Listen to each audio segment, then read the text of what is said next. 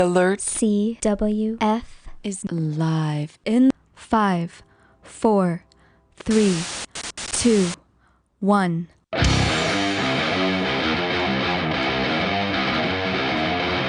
stuck here in the middle of nowhere, the darkness slithering to grapple to me. I look within to find the things that I don't always see.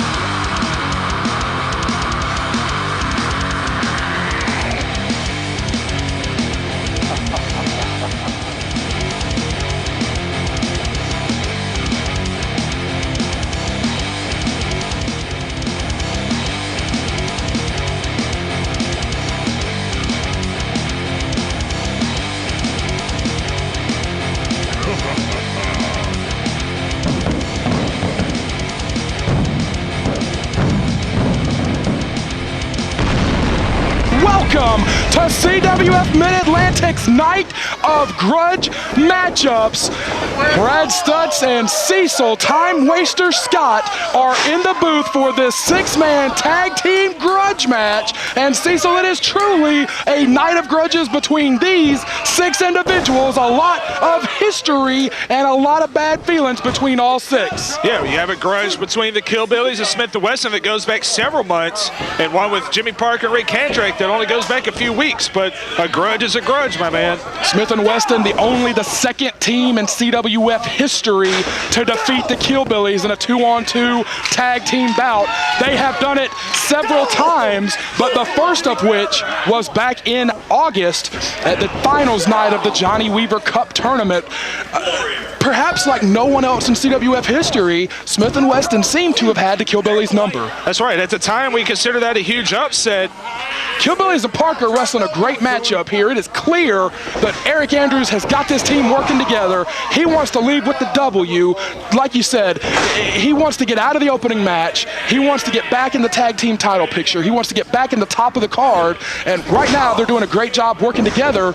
The tenacious Charlie Weston, though, may have just put a stop to it if Smith and Weston could put something together right now. I may have tagged Ray Kandrack there if I'm Smith and Weston. I know I would have. Next snap and a kick to the chest. But what do I know? The 2 regular partners. Oh, that was for him. Oh, big elbow drop. Cover. Only got 2. This guy gets amazing elevation. You know, he's vain. He loves himself, but we can't deny what a great athlete he is. And again, Charlie Weston, the assassin Ray Kandrack, not looking to help out this young rising generation league team here. I will make a comparison you may or may not agree with Charlie Weston, but he reminds me a lot of Chase Dakota when he first came in. One of these guys, we knew he had talent, but he was very under the radar, and eventually just kind of broke away from the pack. I honestly kind of feel that Charlie Weston may be a year or 2 away from having that same kind of success. Very interesting. You know, he had a great singles match back at the Rumble with Chris Lee for the Rising Generation League title. They've beat the Killbillies a couple of times now. Killbillies working together as a team here. What are we doing here? They're basically... Banks again is not taking this seriously enough. But he got a face full of Evan Banks' knee on that. He got it done, but Banks took a few seconds too long here, and that is the kind of attitude that will get these boys beat. And I have to wonder with Aric Andrews, we've always said he's such an underrated wrestler, how he can be such a great... Oh, I was counting along in my head. I'm sorry.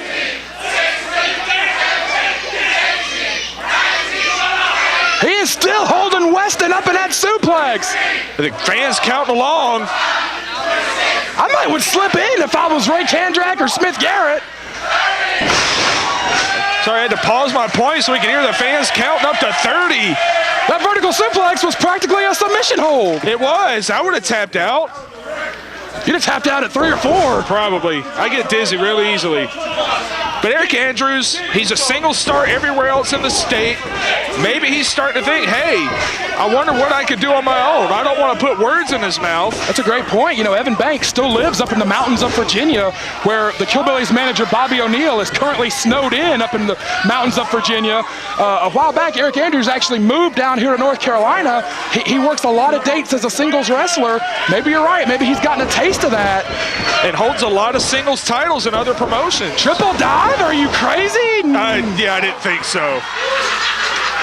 Whoa! God almighty!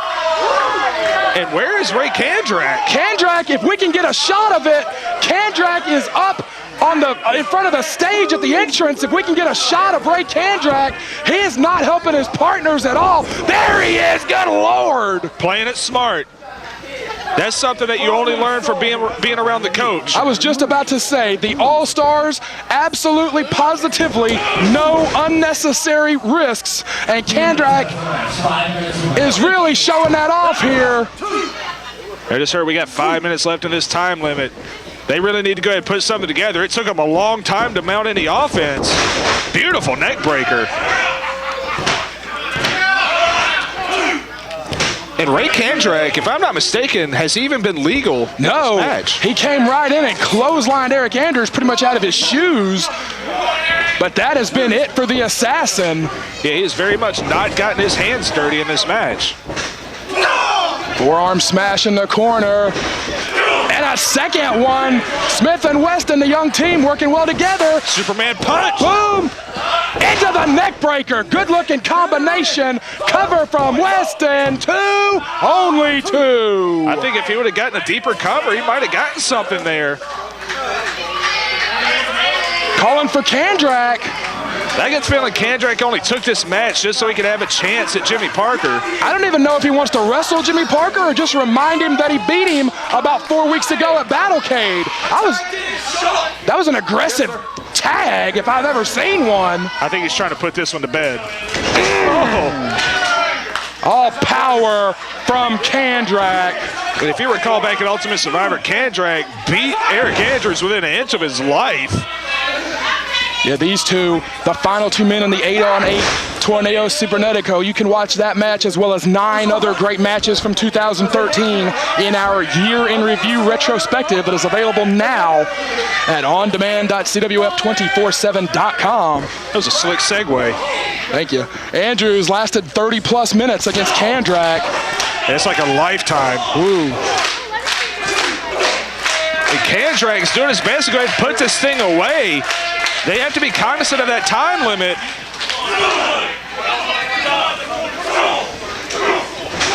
Weston looking on as Smith Garrett drills him in the corner. These guys are finally working well as a trio after almost 12 minutes of match time here. Yeah, only got 2. It took them a while to get going. And I really feel like they're going to try to do something to put this thing away. Tag into Weston now. Smith and Weston trying to direct traffic here. Oh, dunked the line. Andrews has got to make something happen here. Got it again. Tag into Evan Banks. Banks is legal and runs right in to Smith and Weston.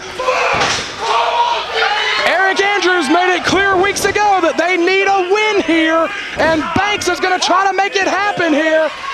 Oh, there comes the Assassin. Too much indecision. Oh, God, backbreaker. Everything Kandrack does, it's with such passion and such impact. Parker and Kandrack squaring off now. Big knee. This thing is breaking down. Oh, Parker kind of ruling the ring right now. He thought he got rid of Smith, but he's still in. He was going for that big spear. Kandrack did not let him have it. Robbie Walsh has got to get 2 in and the other 4 out as Evan Banks is in bad shape in there. Are we going to get a ray gun? Uh-oh. Ray gun will finish it. No. Cutter, no, stunner. Big stunner. Kandrack goes down. Weston, big knee right to the solar plexus and the kidneys. Man, a shot to the kidney. We got about a minute and a half. Shoot him in. Here we go. Time is of the essence here for all 6 of these men. Smith and Weston working great as a team, but they haven't hit anything yet that will really end the match. Oh, he got the foot. Aric Andrews has got the foot. Banks has got to make something happen here. Is he going to go help his partner or what? No. What in the world was Evan Banks doing? He was trying to decide if he should help his partner or not. I don't know why that was a question. Oh, God, the headbutt. And he got him. Major miscommunication on the Killbillies. Look at the stare down between Parker and Kandrack. Kandrack defeated Parker at Battlecade, and he just reminded him of it.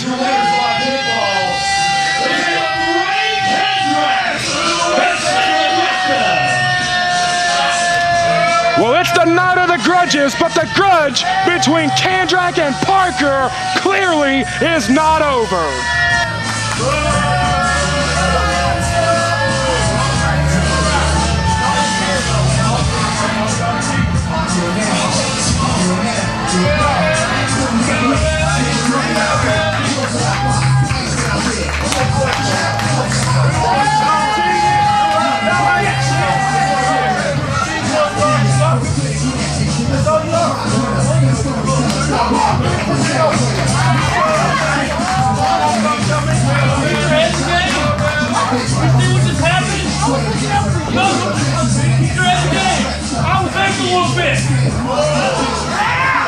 Huh? Keep my head in there? I'll keep my head in there. Alright. Got this? That's how you want to be? Yeah. Fuck. Do it your way. It always seems to work, doesn't it? I'm gonna do it my way. Let's go, Gibsonville!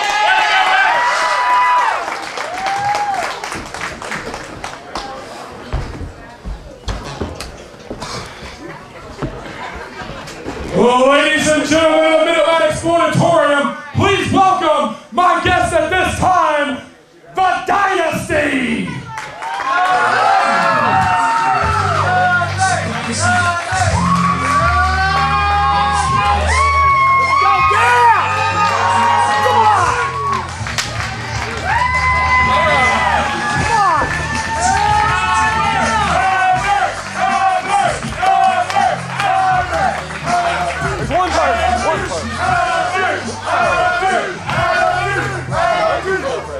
Ric Converse, the 6-time former Mid-Atlantic champion, Brad Attitude, the very first graduate of the CWF Mid-Atlantic Dojo. Tonight, the Dynasty versus the All-Stars all comes to a head in this final battle. Right, Brad, it is the final battle. All these months, it's been the All-Stars against the Dynasty, and tonight, it all ends. Turn on Brad. We got Brad Attitude here in the corner. But Brad, I see you got the boots. You got the boots on. You're ready to throw down tonight if need be? You know, even though I'm the Dennis Scamp of the CWF and I didn't get booked tonight, You're the ex-Irish. the thing is I'm ready for a fight. And I know you guys are the ones to bring it. So I know that the coach is back there, and Roy and Ray and everybody's gonna get involved. I'm just here to have Ric's back all night long.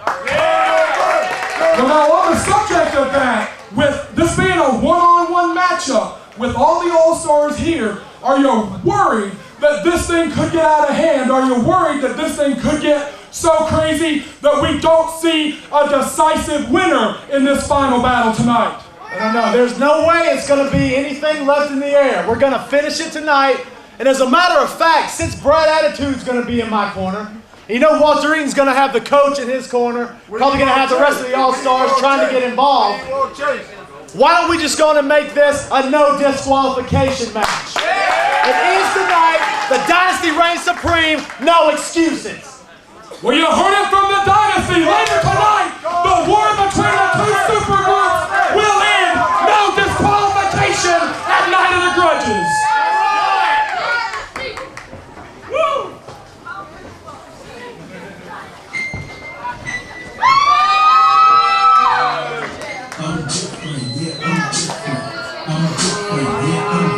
Ladies and gentlemen, our next event tonight is scheduled for a singles action in the Ultra J division. What's all the 15-minute time limit? Yeah! Oh, it's your RGL champ.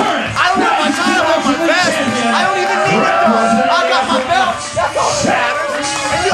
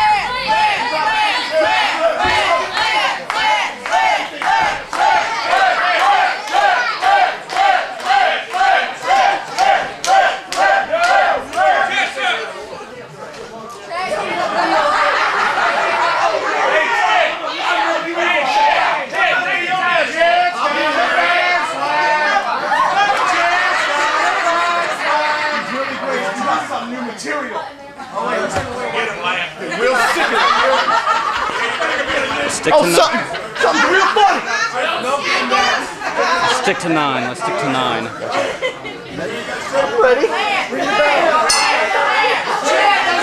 The Ultra J Stars, high-flying, risk-taking, fast-moving, are on display right here at Night of the Grudge matches.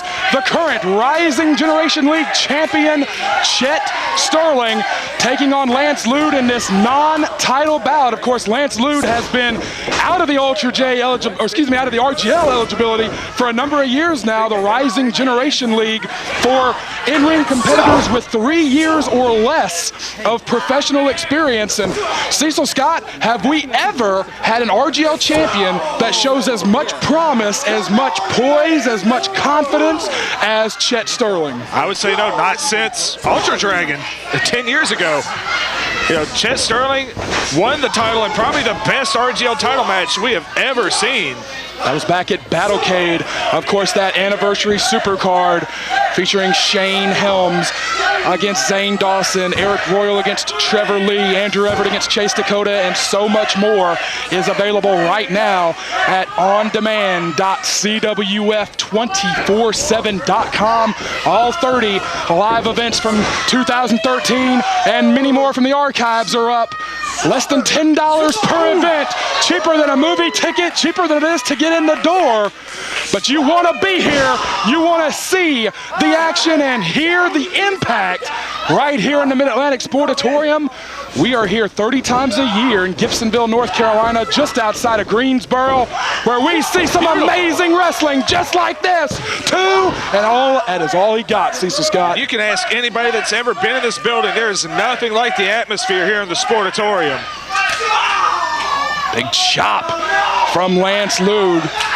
This being the Night of the Grudge matches, a lot of history between these two. They were on opposite teams at Ultimate Survivor back in November. Oh! Big punch in the corner. And they were also on opposing teams 2 weeks ago at New Year's Knockout when Lance Lude and Cedric Alexander faced Chet Sterling and Trevor Lee in a hot, action-packed main event matchup at New Year's Knockout. That event, along with everything else that I've talked about, available at ondemand.cwf247.com. This is a really interesting singles matchup here. Yeah, one that I've been looking forward to be honest. Yeah, you've got the veteran Lance Lude. Like you said, he was an RGL champion 8 or 9 years ago against the current RGL champion. Lance Lude, battle-tested, has traveled the country, has wrestled for Ring of Honor and other notable promotions up and down the East Coast and beyond. Chet Sterling, in only his second year as a pro, has not gone far beyond the confines of the Mid-Atlantic Sportatorium, but it seems like a matter of time for this kid. The way that he has been mentored by Trevor Lee in the aftermath and the way that he has taken to that mentoring, the maturation that he has gone through as a wrestler, it certainly seems like only a matter of time before Chet Sterling is someone that is getting looked at by promoters all over the country. Absolutely. I don't think it's going to be long before that happens, and you can almost throw away that whole second-year wrestler tag. Sunset flip, nope. Nice stops him down. This guy, he's got poise beyond his second year in the business. Being mentored by Trevor Lee will do that. Cover from Sterling, only two. Being mentored by Trevor Lee will do that. Trevor Lee, who will face Andrew Everett on Saturday night, February 8th. 2 out of 3 falls for the Ultra J Championship, the main event of that huge Ultra J Showcase event that's coming up on Saturday night, February the 8th. And Trevor Lee has said it many times, 20 years old, but he wrestles like a 20-year vet. And to be mentored by Trevor Lee, I really think is one of the things that has really sped up the maturation of Chet Sterling and how fast he has matured as a wrestler. I'll agree with that. I mean, it's one thing to learn from somebody like a Ric Converse or Nick Cyrus like he was before, but I think he relates more directly with someone like Trevor Lee and might be a little bit more willing to listen to him. I think that's a great point. I think Converse and Nick Cyrus, as much as they wanted to groom these kids, he caught it. Great veteran move. You want to talk about a great veteran move. You took the words right out of my mouth. Chet Sterling was one step ahead of the game, but Lance Lude was one step ahead of Chet Sterling. Man, Lance Lude is so fast and so sudden. Oh, my God! The high-flying stars of the Ultra J will be on their very own showcase event, February 8th. Sterling, I almost said, was going to walk into that night with a victory here. Man, I'm surprised he didn't get it there. Not selling Lance Lude short, but that had some stank on it. Both of these amazing athletes will be in action Saturday night, February the 8th, when the stars of the Ultra J take center stage. CWF 247.com has got all the important information about that card. Trevor Lee versus Andrew Everett. Huge six-man tag team action that will see the pioneers of the Ultra J and CWF Mid-Atlantic form a trio, and so much more that's scheduled on that huge night. All of the information is on CWF247.com, and one of these two men, Cecil, is going to go into that card with the momentum of a big victory tonight. And Lance Lude already has a lot of momentum. Oh, high cross. Got him great. 1, 2, only got 2. Of course, Lude has that golden ticket. Won that epic match with Cedric Alexander. Yeah, they were the last two falls in that golden ticket matchup. What is Chet doing over here? Lance Lude has got the right to schedule any match of his choice. Heads up. Watch out. Oh, God! Lance Lude took to the air! And almost took out a couple of rows with him. Talk about the veteran presence. I don't know if Lance Lude saw that he had that title belt cradled or not, but he took to the air with reckless abandon either way. Well, you had to get him back in the ring. Oh! Well, Sterling's got the belt. Rookie referee Wesley Crusher needs to do something here. Swing got nothing. Up. Christo's got it. He's got him locked. This rookie referee, Wesley Crusher, is in great position to see the tap. Belt never got used, so it's no disqualification on that. I think we're going to get a tap out. He's cranking on it, and he beat him. Lance Lude heads into the Ultra J Showcase with a huge, huge victory. You do not want to miss the incredible junior heavyweight extravaganza coming Saturday night, February 8th. 7 minutes and 1 second. Your winner by submission, Lance Lude.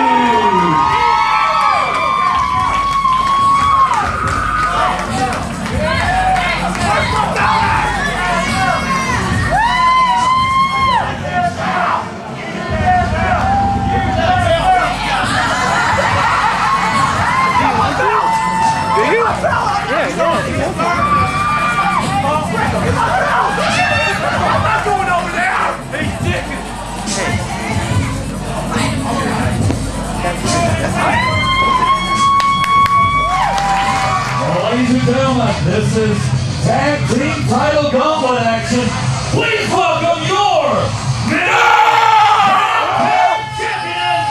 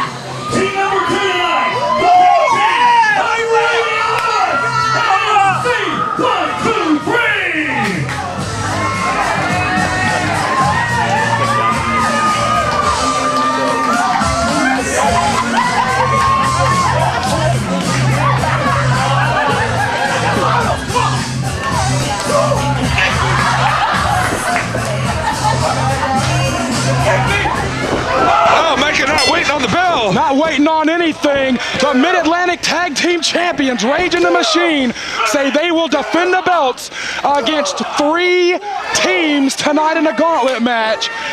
Rudy Lewis and MC123 having the unfortunate task of being the first team here. Now, the way this matchup will work, the winner of the fall stays.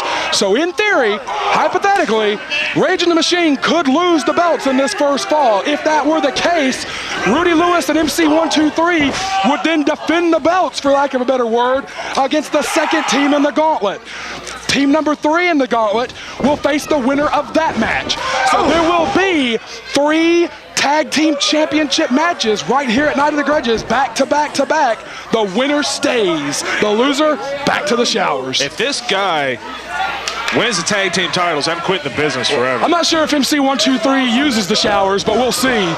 I'm not so sure he spent a lot of time coming up with his name. Or gear. Mecha is abusing this kid in the center of the ring. He's like a container of Tang.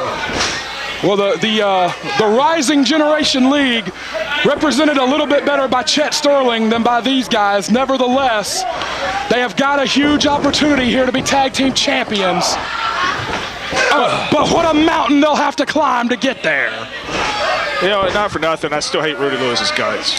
Popular opinion by a lot of... No, everybody loves Rudy except you. You're just a big old grumpy bear. I tried to break his legs one time. Like Rob McBride broke your ankle that time? That was an accident. 440-pound splash in the corner. Sliding death? Uh-oh, boom on the sliding D. Mecha in position. Whammy! Get these guys out of here. Fall number 1 is over. Team number 2 is on deck. Who do we got? Who's it gonna be? 1 minute, 51 seconds. Please welcome team number 3, Ty Tyson and Bobby Wolford. They're going to have a challenge here. Wolford slides right in, going right after McAllister, takes the man down. That's exactly what you've got to do. You've got to get the jump on the champions. We have seen in a very short time how well the champs work together as a team. Wolford is a house of fire. He is going to wear McAllister out here. He's wearing me out. Woo! That's exactly what you got to do. If these champions have a weakness, it is stamina. Cover! New champs! No. No, if you push the pace on them, they will tire out. And I don't mean that to disrespect them. It's just that they have such a forward, in-your-face style. Oh, we got the machine gun chops in the corner. Wolford and Tyson, first time teaming. We heard earlier in this week at ondemand.cwf247.com that Bobby Wolford was going to try out a new tag team partner tonight. Ty Tyson, the man that is filling that role here, teaming with Bobby Wolford. And, you know, Cecil, you can attest to this. You've been a wrestler for a number of years. What a break it is for these two guys to get a title opportunity their very first time teaming. Yeah, title opportunities don't grow on trees, so to get one in your first match teaming together is big. I'm going to ask you this. Have the champions overstepped their bounds here? Have the champions been too cocky in laying down this challenge? Could they get upset tonight, their first night defending the belts? Well, when you steamroll Kamikaze Kid and Lee Valiant in a minute and a half, you can tend to get a little overconfident. Beautiful belly to belly. Maybe they looked at Chase Dakota and saw the success he's having. McAllister slipping out here. McAllister really does not know what to make of this brand new tag team. You know, and this is their first time teaming together, but these are two experienced tag team wrestlers, if not with each other. Absolutely. Wolford and Devin Dalton were the Mid-Atlantic Tag Team Champions years ago as Semper Ferocious. And I always point out, Ty Tyson was actually Trevor Lee's first tag team partner many years ago. Absolutely the case. When he was a young pup, as it were. Mecha. And these are just two bad dudes. Yeah, Mecha now in control of things. No, Bobby Wolford and Ty Tyson is two bad dudes. You know, they're not going to be a pushover. No, not at all. Tyson, a ferocious competitor, tough. And very athletic. Good-looking tag team, I got to tell you, so far. Oh, he slipped. Oh, and Mecha capitalizes. We have seen Mecha grow from a puppy with big paws, a big guy that didn't really know what to do with his size and strength, into a monster with veteran presence. And Cecil, we just saw that veteran presence here tonight. Like you said, Tyson slipped and Mecha took advantage of it. That's the difference. From when I teamed with Mecha, he needed direction, he needed purpose. Now he knows how to go, make his own directions. Like you said, he is a veteran now. Tyson and Wolfert trying to make the most of this golden opportunity here. Went high on that clothesline. Inverted DDT, no, neck breaker. McAllister tried to get out of it. Did not quite make it though. Crowd here is on their feet for this brand new tag team. What if we see the upset? Cecil Scott, how many years were you an in-ring competitor without ever winning a championship here in CWF Mid-Atlantic? And these guys have got a huge opportunity to walk out with the tag team titles here at their first night as a team. That would be all of my years. Both men are down here. What's gonna happen? Tagging to Wolfert, he's gotta get to Mecha. He did not make it. Bridges past and he drop kicks the big man. Smart move. What a great team we are seeing here. McAllister's down and he's got nobody to tag. And this might be a one and done title reign for this tag team. Oh gosh. Going for the Death Valley driver? Could be the TKO. He's got him up there, making him think about it. Sets him, drops him down. Cover, new champs, no sir. And just because our boy Nick Minorwood loves it so much, the state of Robbie Walsh's hair. Ducks the line, does Wolfert. Big drop kick, so hard to take this big man off his feet. 440 pounds, it's near impossible sometimes to take this big man off his feet. But he's going low, that's what you gotta do. Wolfert has those hard kicks. Shoots him off here, whoa! Rebounds, big shot! And he didn't go down. No, he's not gonna go down. It takes a mighty blow to knock this big man down. Choke slam, flings him all the way into the buckle. Self-preservation there, got the feet up. 2 feet in the face, Wolfert going to the top rope here. This is unusual for Bobby Wolfert. Drop kick, took the man down. Mecha goes all the way out to the floor. This is a big chance here. Bobby's got to make something of it. He celebrates it. No, McAllister slips in. With the tights, McAllister wins it. Oh my God.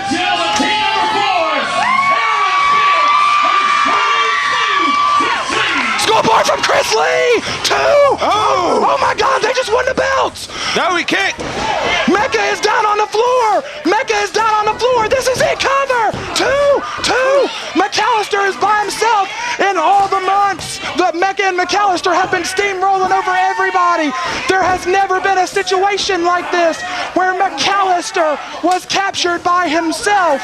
The bravado of these tag team champions, they may live to regret. Oh! What a lift up into a splash, and this is it! Woo! And McAllister literally fighting for his life right now. Chris Lee and Aaron Biggs doing everything right here. The 440-pounder is dazed on the floor. And they've got a young, fast, hungry team in front of them. Woo! Man, what a hard elbow.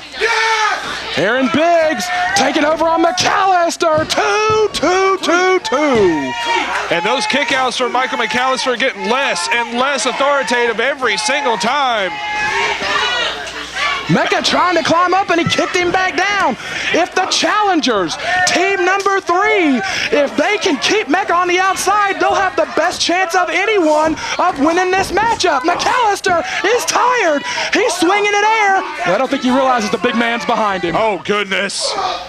Plants him. Gosh almighty, he stuck him. And a splash, this Big is it. splash. 2, he kicks again. What the hell? Aaron Biggs going out to meet Mecha on the floor. I need to cut you off. Richards and Jason Miller are on the floor. They've got Aaron Biggs. We saw them cross paths at Battlecade. I think they just sent Aaron Biggs into the steel ring post.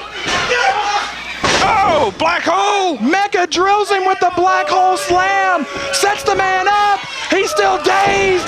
No, no. Slide it down. Chrisley and Aaron had it. One. Oh my God, the champs have retained. With a huge assist from Jason Miller and Nick Richards, the champions have retained the belts 3 straight times. Rage of the machine.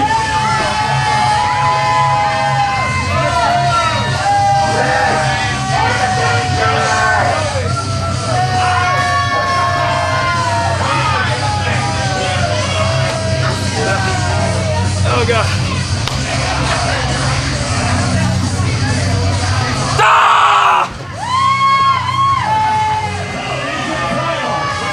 Please welcome your television champion, Chase Dakota!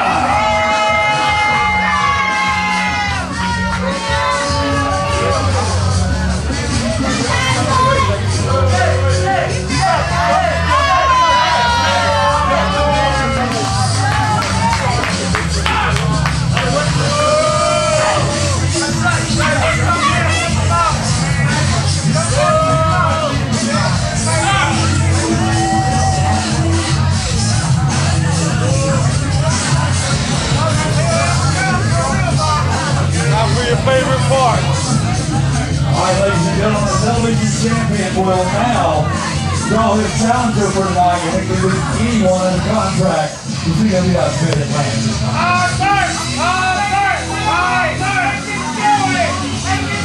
Converse is behind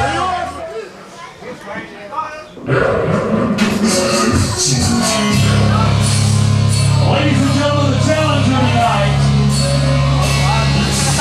is Brad Attitude!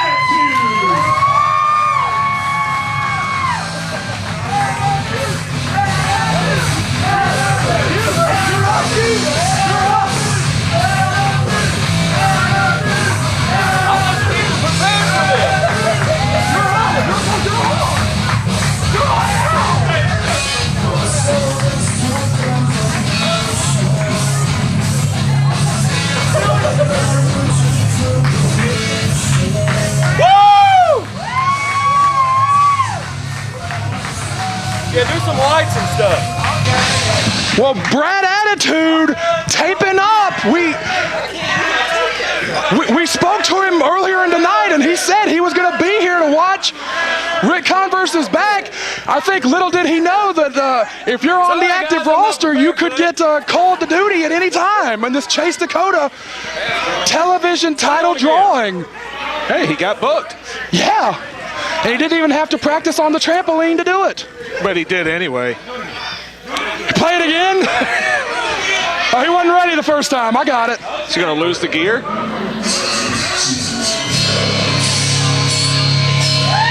and gentlemen, Brad Attitude!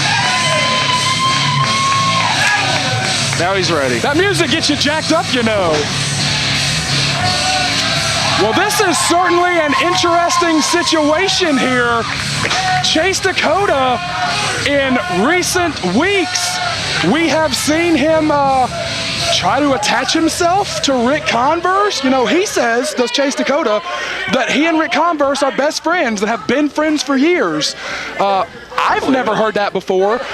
You were partners with Chase Dakota years ago. Do you know anything about this friendship between him and Ric Converse? Well, I mean, just because I didn't hear him talk about it doesn't mean, you know, they weren't BFFs the whole time. You know, I have no reason not to believe Chase Dakota. I suppose that's true. I think we just found out the truth. Bell sounds. Brad Attitude called on deck here against Chase Dakota. For our fans that maybe this is their first time seeing and they have no idea what's going on, when Chase Dakota captured the television title back in October, he said that for the entirety of his title reign, he would defend against anyone on the roster. Dakota said that he has scratched and clawed for years and years, and that now that he's the champion, he will back down from no one. And to his credit, even though Dakota is not the most popular guy in the Mid-Atlantic Sportatorium, to his credit, Dakota has backed down from no one, and he's defended the belt 2 people at a time, 3 people at a time. You know, this has been a fighting champion, clearly by the fact that he says he doesn't even want to know who he's facing. He will draw the opponent at random right before bell time. You see, the first person to find out who Chase Dakota is wrestling is our sound man, Randolph Hedrick and J-Mac. They got to play the music, and that's what tells everybody. So, realistically, I mean, anything can happen in these television title matches. We could see, you know, someone like Chris Lee, God bless him, who just got crushed by the Mecha Mercenary. If his name was drawn, you know, he's got a championship opportunity. And as we talked about in the last match, those championship opportunities, they do not grow on trees. No, they don't. If you recall, even I had a crack at it at Ultimate Survivor, so it could literally be anybody. Are you geared up under your clothes tonight in case your name got drawn again? Because, you know, theoretically, it's still in there. You could get called again. I've got my gear under the table, actually. I was going to just disrobe and change in front of everybody. Horrible visual. Horrible. I give the people what they want. You remember when Outlaw Ron Bass took the things and he cut Brutus Beefcake? They censored and it out. the big red X came on the screen? I promise you, if you take your pants off, Grant and I are going to put a big red X on the screen, just like when Brutus Beefcake got sliced open by Outlaw Ron Bass. But yes, you have to take the opportunity. Now, if Adam Paige wants to take his pants off, I mean, you never know. We would sell more DVDs then. I think the most watched match I've ever had was with Adam Paige, and not for the reasons I hoped it would be. Chase Dakota being a little cautious here. You know, we've talked about how he'll fight anybody. This is an interesting matchup for Dakota because Attitude, you know, obviously he's still on the full-time roster here in CWF Mid-Atlantic, or else his name would not have been in that box, but he does not really wrestle a regular schedule at this point. Roll up, could have got the 3 count there. No, Dakota trying to get that ankle picked. Nice move. Attitude does not wrestle a full-time regular schedule at this point. You know, he's here as a member of the Dynasty. He's been in several, you know, 2-on-2 tags, 3-on-3 tags, 8-man tags, 4-on-4, but I believe, if my memory serves me correctly, this is going to be the first one-on-one singles match that Brad Attitude has had in CWF Mid-Atlantic in about 13 months, since Battlecade a year ago. Right. It's been a while. I mean, his singles matches are few and far between, so I would suggest the conditioning might be on Chase Dakota's side in this. Well, you know, we talked earlier tonight about the gang war that broke out last year between the All-Stars and the Dynasty. Who is CWF Mid-Atlantic's true supergroup? We will settle that issue later on tonight in the final battle. Cover here. Whoa, roll the shoulders over. We will settle that issue here later tonight in the final battle between the All-Stars and the Dynasty, when 2 former Mid-Atlantic champions, Ric Converse and Walter Eaton, collide. But that gang war that broke out last year, you know, that's the main catalyst why Attitude has been in all these 6-man tags, 8-man tags, and the like, because, you know, his brothers in arms, so to speak, were under attack. Yeah. This is the first time in 13 months, like I said, that he's really had the chance to focus on a singles goal, on a singles opportunity. Oh, nice move by Chase. But you're right, he's mostly been here as a favor to Ric Converse. Cover from Dakota, only got 2. You know, and Rick acted really kind of off-put and coy. I spoke to him at the last show. He did commentary on a match with me. He acted like he really didn't know what was going on, and I think that's a bad friend. With Brad Attitude or with Chase Dakota? With Chase Dakota. That's a bad friend. He acted like he didn't know what was going on. Is he a bad friend, or maybe these guys aren't really buddies? I think it's a bad friend. I think they're best friends. Okay. Chase Dakota utilizing that middle rope. Chase is a better friend than Ric Converse, though. Even Chase wants Rick. Well, he keeps wearing the shirt. That's true. It is a pretty slick shirt. Charlotte Hornets are coming back, baby. Nobody's happier than Ric Converse. I know. That's all he talks about. I say, hey, Rick, how do you feel about the match? And he's like, man, the Hornets next year. 5 minutes gone in this 10-minute television time limit. Now, I will point out, Chase Dakota has been a fighting champion. Just 2 weeks ago at New Year's Knockout, he defended the belt against 2 men when he drew the name of Coach Gemini, and Coach Gemini pretty much suckered him into also defending the belt against Roy Wilkins. Yeah. And Chase Dakota won that match. But in recent weeks, that match and the match at Battlecade against Andrew Everett, woo, good Lord, Attitude is firing here. Attitude looking to leave with the television title. Bam! Gorgeous neck breaker. Those two matches, the first time that we have really seen Chase Dakota try to utilize the 10-minute time limit. Oh, ooh, knees up. Good move from Chase Dakota. Man, he went for that tope con hilo and he got the knees. We got a Mahi Star cradle. Got the shoulders cradle. Only got two. Yeah, we've seen Chase not really try to manipulate that time limit like former champions like a Roy Wilkins would have. That's true, but in those last couple of weeks, we've seen him try to manipulate the time limit for the first time, and really, it's the television title. For anyone that doesn't know, the reason why it's the Mid-Atlantic Television Championship is it's a tribute, more or less, to the days of regional television when the television champion would wrestle every week with a television time limit. You had an X amount of minutes to win the championship. Berta Bulldog here. Attitude likes to drop the guy on his face, and the Bulldog did not get it. Dakota kicks Attitude right in the face. Cover, 1, 2, 2. Careful, Attitude is a known bleeder. Yeah, I've heard and seen. But Chase, he never know when that kick is coming. He loves that kick to the face. But the television title is a callback, a tribute to the old days where the Mid-Atlantic Television Champion would wrestle every week on television with a certain time limit. You had to race the clock to win the matchup, and that's what we do here at CWF Mid-Atlantic. It's a tribute to those days. Every single live event, the television title is defended. You've got that 10-minute time limit to defend the belt, and like we said, it's only been in the last couple of weeks that we have really seen Dakota start to try to utilize the time limit to his advantage. Could it be, Cecil Scott? I'm going to put you on the spot. Could it be that the wear and tear of champion, the pressures of champion, the grueling schedule that the champion has, could it be that that's finally starting to wear down Chase Dakota? I don't know, maybe it's wearing him down so much physically, but everybody wants to be a tough guy to start with and have all these great ideas and great plans, say, hey, I'm going to fight anybody, but you have to get smart about it eventually, and I think that's what's happening with Chase Dakota. I think Andrew Everett really opened up his eyes. I agree. He's wrestling smart now, laying on the man. Attitude. Fighting out here. No, Dakota.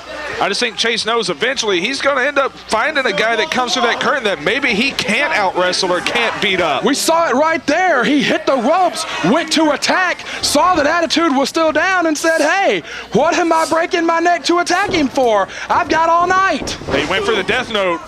Brad, he reversed out of it. Into the ropes we go. Attitude looking for the win here. Big power slam. No! Dropped him. Knees first on the face. Great move from Brad Attitude. Cover. 1, 2. Woo! Almost a new champ. Referee Joey Hogan says it was only 2, but we almost saw a new champ right there, C-Bear. Yes, we did. I haven't seen that move from Brad Attitude before. We got about a minute and a half left. This has been a grueling matchup. They have not taken it easy. Ow! He took a little too long. Uh-oh. And that's where that conditioning of Chase Dakota is going to... Good God! Kicked the man right in the head on the way down. Well, if we've seen Chase Dakota in action before, you know what's coming now. That's right. The thirst is real. I'll tell you right now, we got 1 minute. We got 1 minute left in the time limit.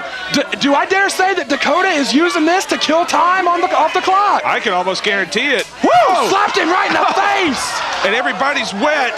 C-Bear, you're a big basketball fan. Did we just see the clock play from Dakota to wear the clock out? I think so, but I think he turned the ball over with 20 seconds to go. Run off the top. Actually, it's 35. 35 left. Both men are down. First man to his feet is going to have a huge advantage. The first man up is going to have a huge advantage. Mid-Atlantic Sportatorium is calling for Brad Attitude to win the title right here. And you heard 20 seconds. Right hook. Somebody needs a big haymaker. Somebody needs a big KO here. And if you're Chase, you just want to run out the clock. Duck, Attitude, sunset flip. 2. And he rolls out. Dakota rolls out. 2 seconds. Chase Dakota rolls out and keeps right on walking.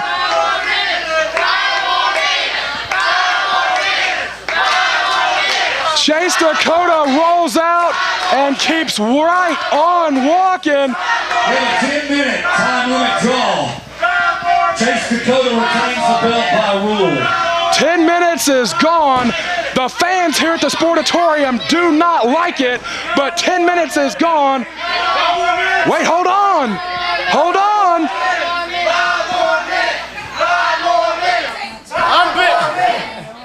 I'm Ric's best friend, so no. Absolutely not to the 5 more minutes, says Chase Dakota.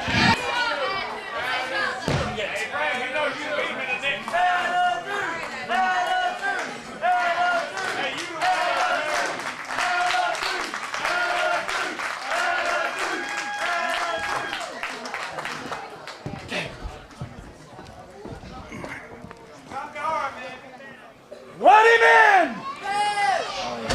This is Dirty Zane Dawson!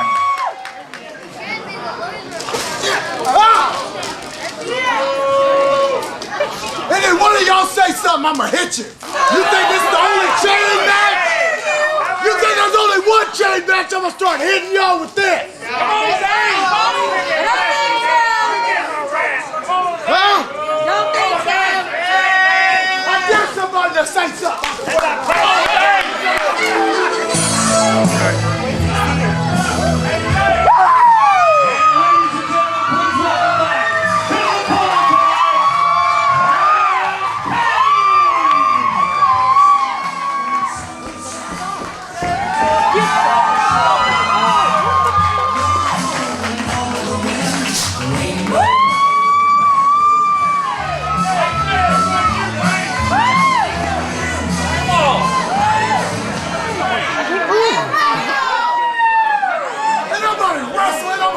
Knock you out after I'm done with him. You must think it's a game, I swear it ain't. You gonna have some little boy back there. Hey, you know me? I'm bad, boy. Let's go. Bell sounds and we are off and running. The winner of this bout will face the PWI International Heavyweight Champion Shane Helms on a future date. Ring of Honors, Adam Paige, a former Mid-Atlantic champion in his own right, returning to the Mid-Atlantic Sportatorium against Dirty Zane Dawson. And oh my God, it has started already, Cecil Scott. Now we've got a powder keg in this building right now. Zane has got this crowd worked into a frenzy as usual. What is that, a 25-pound chain he had? Oh my God. Woo! Paige firing away at Dawson. And don't let Paige's good looks fool you. He is as tough as they come. Yeah, that's a great point. You know, a lot of people, they take a look at Adam Paige and his long, luscious hair and his beautiful body and those silky thighs, and they think that this is just a pretty boy high flyer that can't really fight. I assure you, from Aaron's Creek, Virginia, born and raised on the farm, Adam Paige is a scuffling country boy. He knows how to fight. And sweet potato pie will shut his mouth. Duck from Paige. Paige and Dawson in the corner, slugging it out here. Yeah, I've been fighting Adam Paige for years, and trust me, he is a tough dude. Now, having said that, unquestionably he is. You've got to think a wrestling match favors Paige. And we saw from the start, he tried to turn it into a wrestling match. He went for the arm wringer, and we're going to have a dive. Woo! Sliding drop kick. Zane Dawson goes into the second row. Yeah, Zane came out looking for a fist fight, and Adam he immediately tried to turn it into a wrestling match. A wrestling match will favor Paige. You've got to believe that a fight will favor Dawson. But man, high stakes in this one. The winner will face Shane Helms for the PWI Championship in the future. So you've got to think that if he's got to throw down and fight, Adam Paige will in fact throw down and fight with Dawson, and he may need to before this thing is over, because Dawson clearly did not come to wrestle. He came to fight. Yeah, sometimes you have to fight at another man's level. You know, wrestling is all fine and good, but if you're trying not to get punched in the mouth. Great move, athletic move from Paige. No cover, he just drilled him in the face. And seriously, who gave Zane Dawson this chain? I'm pretty sure he just took that chain from someone. I swear, you could pull a semi-truck with that thing. Leg lock here from Paige. He's got both legs tied up. Looks like an Indian death lock. Oh, look at the bridge. Look at that beautiful man bridging in the ring. Do you need a moment? Oh, I'm sorry. My apologies.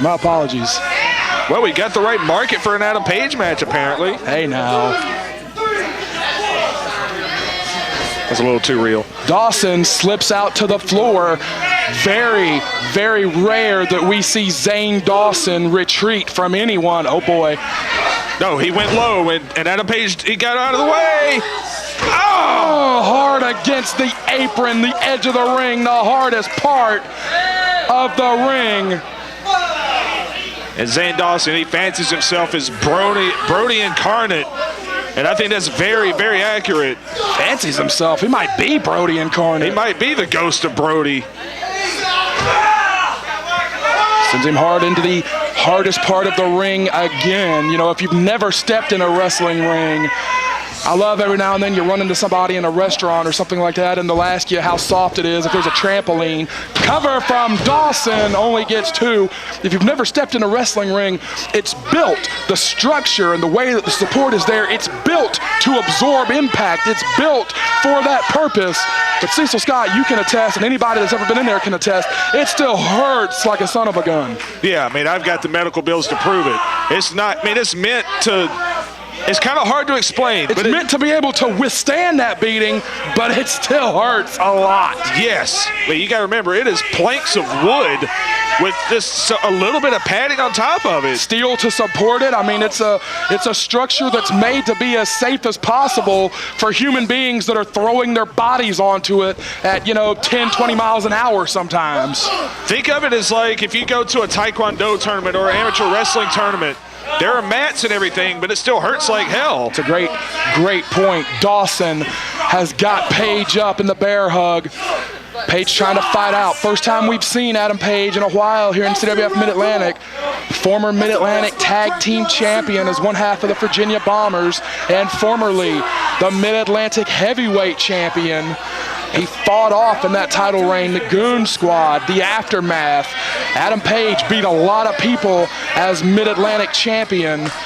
It kind of came out of nowhere to win that title. Very unlikely champion. And I think the last time we saw him, he challenged Trevor Lee for the TV title back in 2012.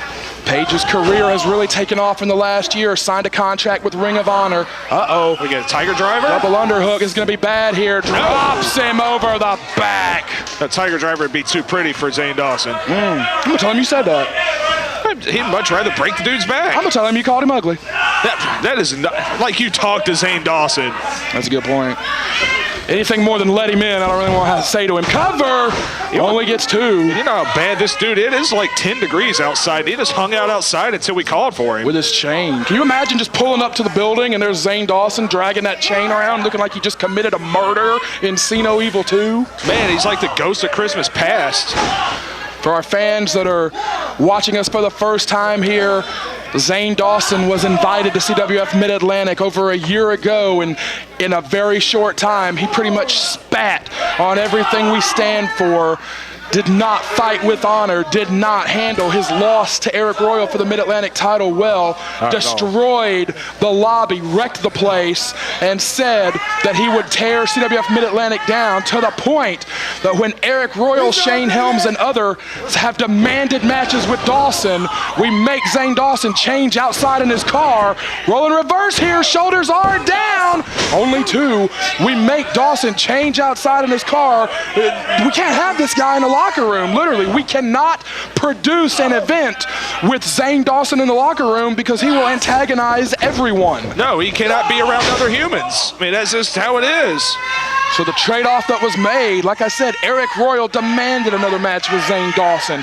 He challenged Andrew Everett, and Andrew Everett accepted the challenge. Shane Helms, after Dawson pie-faced him back at Absolute Justice off the apron, Shane Helms demanded a match with Dawson.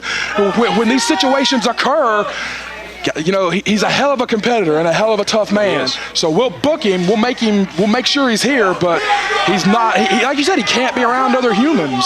And I mean, we are in the business of making money here, and the guy, he elicits emotion. He's a fighter that people will pay to see. I think people pay to see him get beat up, and it hasn't happened yet. Not in a long, long time. And we talked about it being a fight, but Zane Dawson has started wrestling here. He's really targeted the ribs and the back of Adam Paige in the last couple of minutes. I think Paige may have kind of surprised him a little bit, being as ferocious as he is, as tough as he is. Well, wrestling is one of those things that never goes away. You know, the basics of wrestling will always get you out of a jam. We get a belly to back. Too big, too strong. And that work on the back from Zane Dawson came into play. Paige going up to the second rope. He really lives up in those ropes. Cross body, good ring positioning. Only got two. Some great elevation on that cross body. We talked earlier, the winner of this match will face Shane Helms for the PWI Championship at a date down the road at Battlecade in December. And you know Zane Dawson would love nothing more than to get another crack at Shane Helms. That's what I was about to say. At Battlecade in December, Dawson faced Helms for the belt, and with an assist from one of the original Omega superstars, one of the most famous wrestlers on the planet, was here to help Shane Helms retain that championship. Uh-oh! Shooting star! He got him with it! Two. One of the most famous wrestlers on the planet that was here and helped Shane Helms retain the title. Battlecade 14, available now at ondemand.cwf247.com. And after that, Dawson has pretty much demanded another matchup, saying that Shane Helms had to have help to keep his title. And to be honest, that brutal smash mouth style of Dawson's could win him the match right here. No, that brutal smash mouth style of Dawson has endeared himself to some people. And Cecil Scott, there's quite a few people that agree with Dawson and feel like if Shane Helms had not had an ace in the hole, so to speak, that Dawson would have in fact won the championship. I kind of tend to agree with that. Shane Helms was on the ropes for much of that match. Jawbreaker, he was on the defensive for most of that match. But let's not act like Dawson did everything clean. There, got nothing. Whoa, pulled the ref in. Lariat! Oh, God, took Paige's head off with the lariat. And the rookie referee did not have the position. Count. He said to count it. And he got it. Wesley Crusher, the rookie referee, did not want to do it, but Dawson has won it. That ref needs to get out of there in a hurry. Get out, kid. 6 seconds, your winner by pinfall, Zane Dawson. Can't hit my referees, Zane. You cannot be hitting my referees.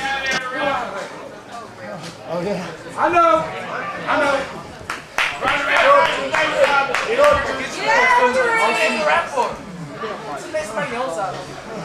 Come here, then. By virtue of that win, at a date down the road, Zane Dawson will have a return match against Shane Helms for the PWI Heavyweight Championship. Ladies and gentlemen, next bout. It's the All-Stars versus the Dynasty. This is no disqualification action. Scheduled for one class 15-minute time limit. Please welcome one half of the All-Stars Goon Squad, Walter Eaton.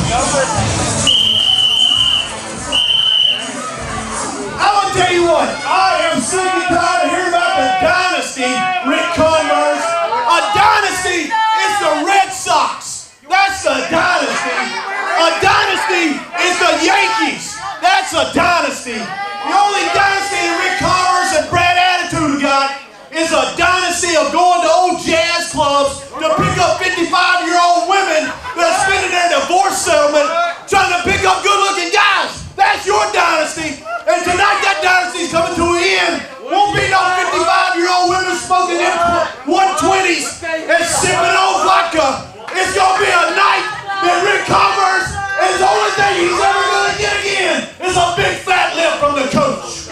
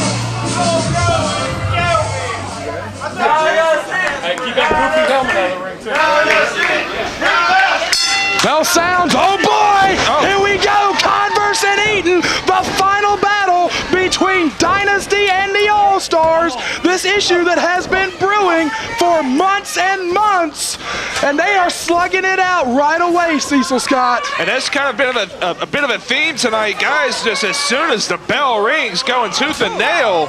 Well, have we ever had an event that was more aptly named than the Night of Grudge matches? Because like you said, everyone on this card is just dying to tear into one another. Yeah, the hate is thick tonight.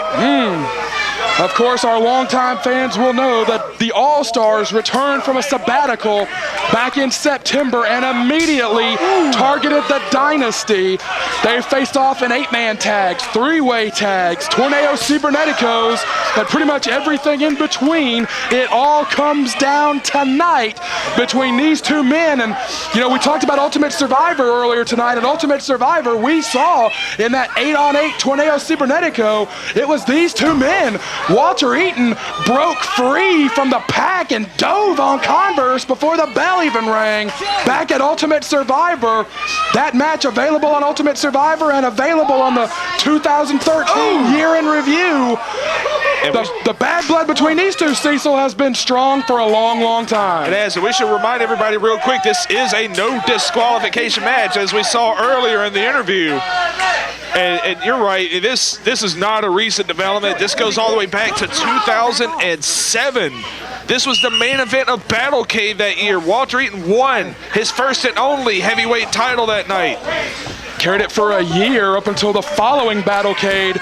He won it from Converse, lost it in a 3-way dance with Converse and the Kamikaze Kid. So yeah, these two men have never really been on the same team, have perpetually been at odds with one another.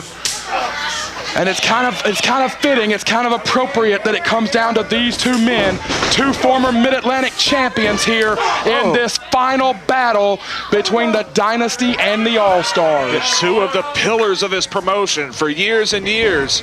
Like Walter Eaton or not, he's one of the backbones that this company's built on in the double stomp. Ooh, that crushes. That absolutely crushes your opponent. And if you've never had the wind knocked out of you, that's exactly what that does. It just leaves you kind of immobile for a good 25, 30 seconds. Converse is down. Eaton with that big double stomp is pretty much silenced.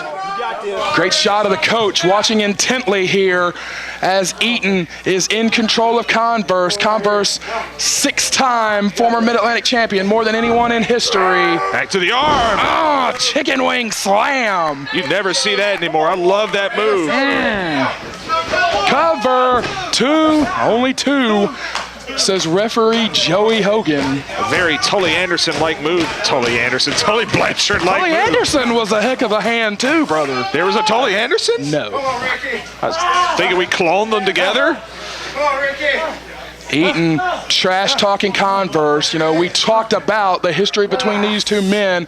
Very interesting what we're seeing here, Cecil. What's Attitude doing? Well, he's trying to get the coach out of the ring. Very interesting what we're seeing here. Eaton, not unlike what we saw a few moments ago with Zane Dawson. Eaton was ready to fight when the situation called for it, but he would rather slow this thing down. There might be no one in CWF Mid-Atlantic that grinds a match down and grinds an opponent down like the All-Stars, but they only got 2, did Converse. And Walter Eaton, a lot of people don't realize it might be the most well-rounded wrestler we have. He'll fight you, he'll punch you in the mouth, but he can get down there and wrestle with the best of them. Yeah, I think that's a very appropriate title. Whoa. He's getting ready. In the Grant Sawyer record book, Walter Eaton has had as many or more matches than anyone else in CWF history. That speaks, I think, to his durability and his versatility. Eaton is poised, waiting on Converse. He is measuring his man on the top rope here. Converse is dazed and confused. No, he's not. Goes up to meet him and slams him down hard. Took way too long, and I think Ric Converse baited him in with that. 2 old veterans. Well, not old, but you know what I mean. And now we're back at square one. Converse might be calling for the Richter scale. No, goes for the line. Converse is in control here. Polish hammer? Oh, yeah, right to the head. Gibsonville, North Carolina is calling for the Richter scale. They have seen it hundreds of times in CWF's Mid-Atlantic's 372 live events. Converse is firmly in the driver's seat here. And he's stringing together a lot of good offense here. Only got 2, says Joey Hogan. Rick, he likes to build the momentum before he goes for that Richter scale. Let's give it up for Joey Hogan. More or less has got his shirt tucked in tonight. This is the least disheveled I've ever seen him.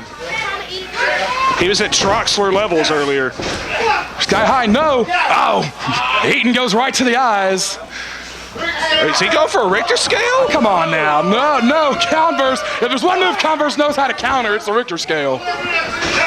Went for that lariat. Sky high, drilled him with it. Converse trying to get his bearings now.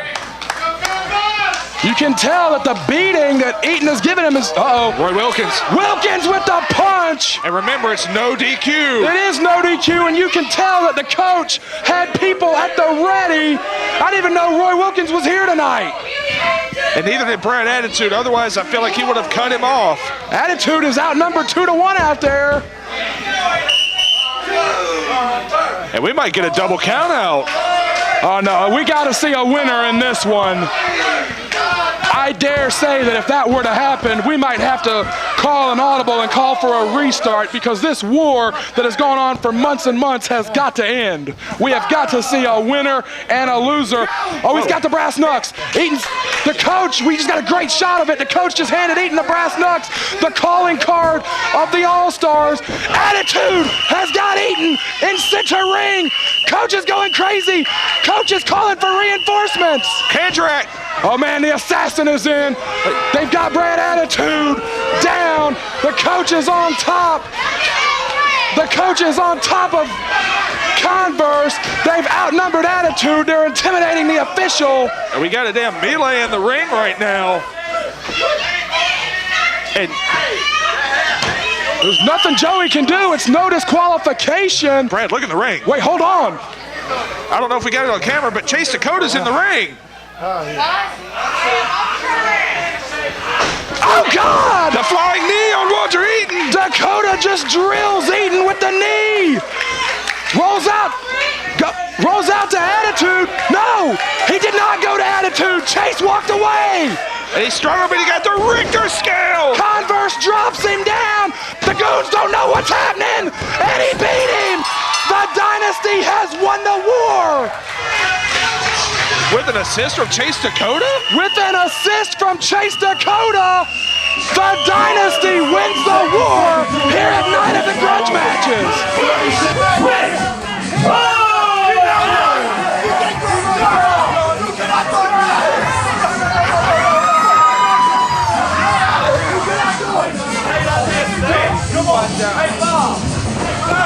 That's how y'all do.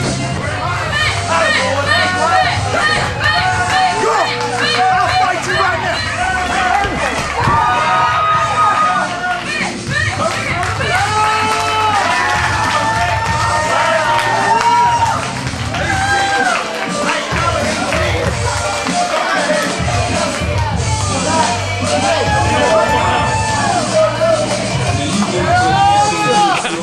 Finished. No more awesome. No.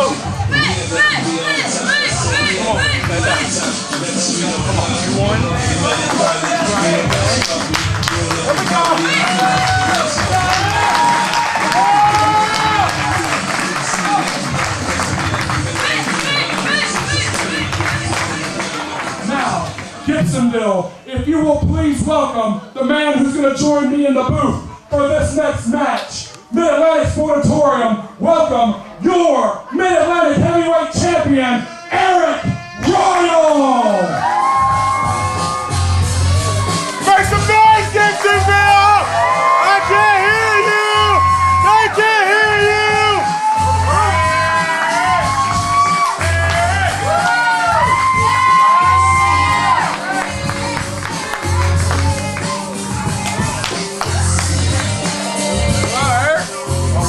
The whole deal, baby, the whole deal.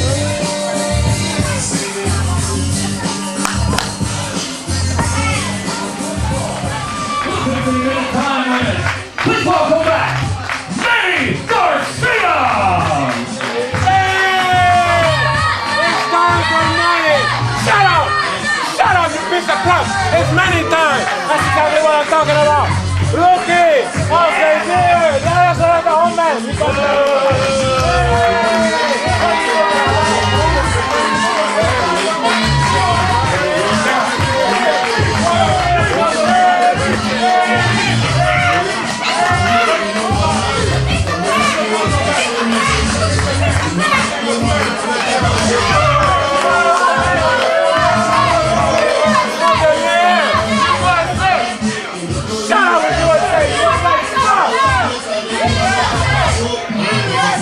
That's it for the winning game!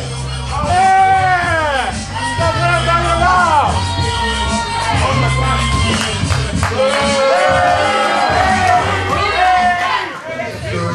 Give it up for Dangerous C, Corey Edsel!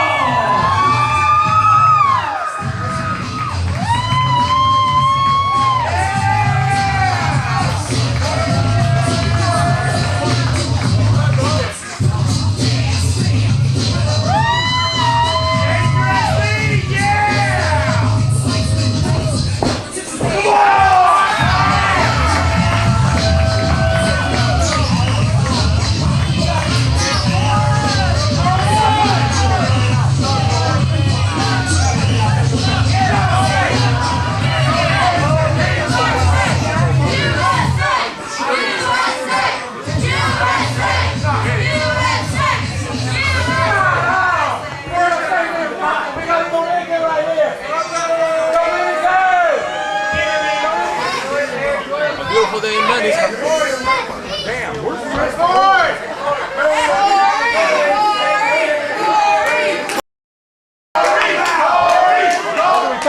Who's going to retire today? Because you're nothing. You are nothing. Ring the bell. Bell sounds and we are underway at Night of the Grudge matches. Brad Stutz and the Mid-Atlantic Heavyweight Champion Aric Royal are in the booth for this very unique matchup. The 2013 PWI Rookie of the Year, Manny Garcia, in the white, going against Dangerous E, Corey Edzel, the battle-tested veteran, in the black and gold.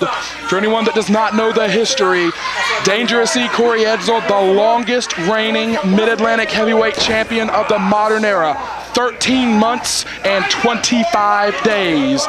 If the man seated to my right now, Aric Royal, holds on to the championship through the month of February, he will snap the record that Corey Edzel has had ever since December 2003. 2 weeks ago, Dangerous E, Corey Edzel asked Aric Royal for a shot at the championship. He wants the chance to get that title back and secure his place in history.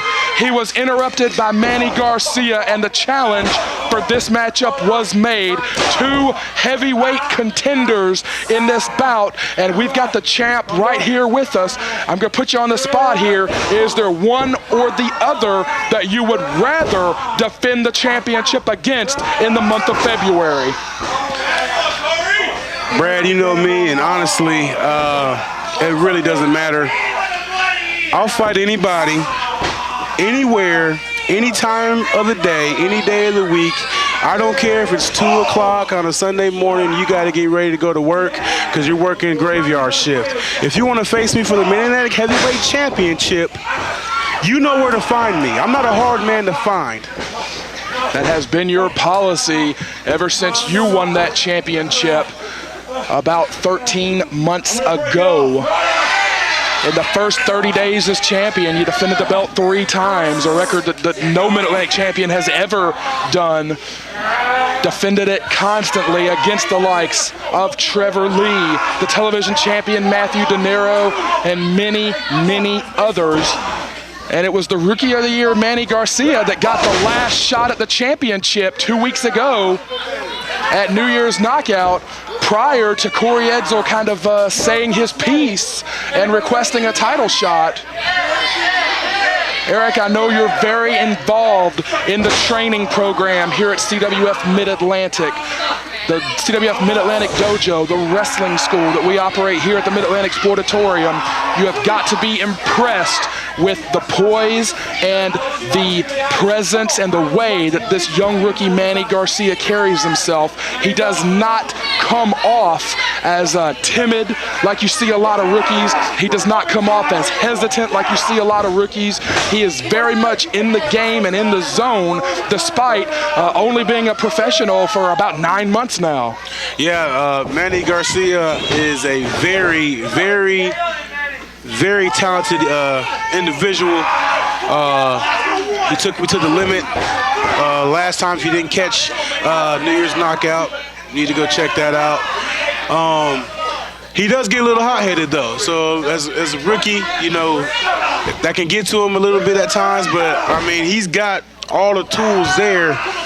He just has to put them together. And, I mean, he's in there with a man right now who's had the tools together there for a long, long time. And that's why he was the longest reigning Mid-Atlantic heavyweight champion in this company's history. We touched on this earlier with Brad Attitude. Dangerous C. Corey Edsel is another man who has been off the active CWF roster for a long time.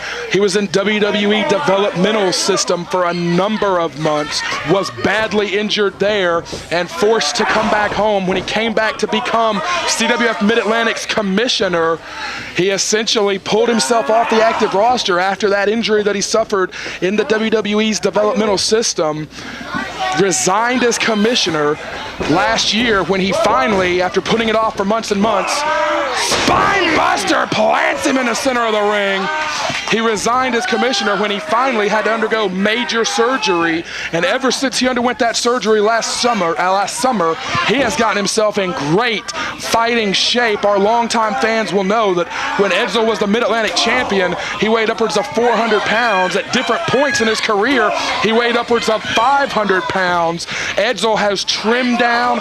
He says he is in the best shape of his life, and frankly, he's not an old guy, 29 years old, a lot like the man you faced at Battlecade this past year, Trevor Lee. Corey Edsel was in the main events when he was 18, 19, and 20 years old. So despite the fact that he is a battle-tested veteran, this is not an old-timer that you're in the ring with. Even though he's got years and years of ring wars on his body, he's only a handful of years older than you. That's right. I mean, he's actually only a year older than me. But yeah, that's one thing Manny Garcia has to realize. I saw him talking a lot of trash to Corey, and you can see right now he's kind of taking liberties with Corey. And he calls him an old veteran and, you know, the old guy. He needs to get out of here, but he doesn't realize that, you know, Corey started off young. So, I mean, just because he seems like he's been around for a while, he's still got some years left in him. And I see that, you know, he has gotten in great shape. And if he wants to face me, if he can win this match, you know, if he wants to face me, he better be in the best shape of his life. Could be the salsa dip here. Got him with it. Center of the ring. Great positioning. Cover. Garcia does not take the victory. Big mistake. Big mistake. He had to win there. And that's one of the things I was talking about Manny right there. He's a showboat. He had the chance to win the match. He possibly could have had another title shot, but this may cost him here in the end. Edsel, like I said, has been off the active roster for a long time. Pile driver is illegal. Is it going to be a big power bomb? Is it going to be the Razor's Edge? Yeah, I think he's going for that. Oh, did not get it. Edsel is on his feet, looking harsh, looking rough. Look at the soup bones that are flying in the face of Garcia. George Foreman-esque of Corey Edsel. He's been, oh, there's that big drop kick. Drop kicked him right in the face. I mean, for his size, I mean, Corey's always been one of those guys that can move and move around the ring, and he's very agile for his size. So, you know, that's one thing. I don't think Manny Garcia has watched a lot of Corey Edsel. That's the main reason why Corey Edsel, as he hit the ropes now, boot got nothing. Garcia, belly to belly. Boom, got him with it. that sent Robbie Walsh up in the air. He's got to make a cover. He does make the cover now. Will his arrogance get the better of him? No, only 2. That's one of the main reasons why Corey Edsel turned pro at the age of 15. Cover again from Garcia, only 2. Like I said, he turned pro at 15. Every promoter in the area got to look at this big kid who could move like he could move. He went through the training process, but promoters could not wait to put this guy on the card. This big kid that could move like Corey could move. And I mean, at 29 years old, he's got 14 years as a pro under his belt. In the modern era of wrestling, that's practically unheard of. When I was 15, I was still playing high school football and chasing girls out there in Moreno Valley. I used to try to get Edsel to chase girls. You know, everybody knows we go way back. No, he was at the gym. He was watching tape. He was in the ring. He was wrestling in truck stop parking lots and Aaron's furniture stores, defending his title or honing his craft. He, as a young man, took it so seriously that dancing elbow drop from Garcia got nothing. Oh! And Edsel, I think he's had enough. Edsel has been disrespected by the rookie, perhaps for the last time. Disrespect, Corey! Uh-oh, looks like that. Oh, it looks like he was going for that backdrop driver. Heads up. Oh, God! Haymaker punch from Edsel, and he just knocked Garcia flat on his back. The veteran pulls out the win with that haymaker punch. My Lord. Now the question goes to you, champ. 7 minutes, 57 seconds to winner by pinfall. Victory, Corey Edsel. Well, the champ is leaving the booth. The champ is leaving the booth. Remember, if Aric Royal survives the month of February as Mid-Atlantic champ, if he holds on to the belt through the end of February, he will pass Dangerous E Corey Edsel's record and become the longest reigning champion in CWF history. No, keep cheering for him. He still does have it. Let him hear it. Corey Edsel, the longest reigning Mid-Atlantic heavyweight champion in history. 13 months, 25 days. For that long, nobody can stop you. Not Ric Converse, not Rob McBride, not Eddie Brown, not Brad Attitude. Nobody. And Corey, at Battlecade, I heard what you said to me. You said you were next. You said you were next. And I got your message. And I knew from that day on that you were going to ask that question at New Year's Knockout. You want one more shot. You want one more shot to save your streak.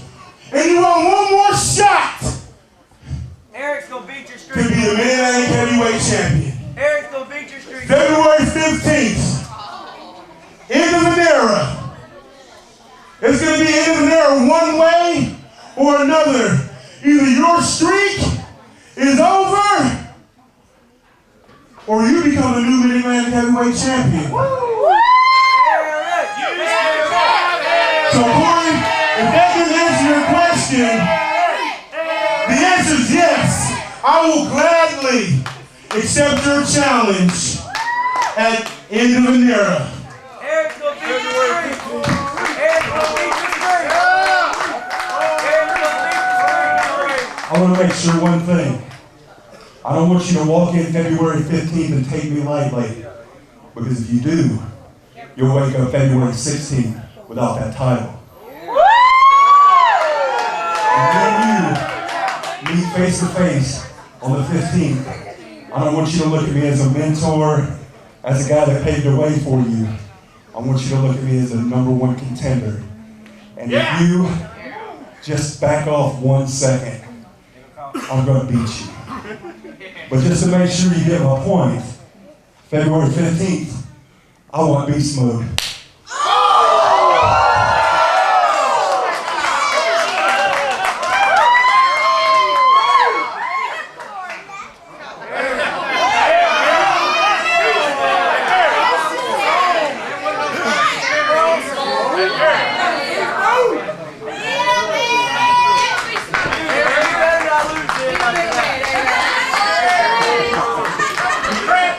I don't know.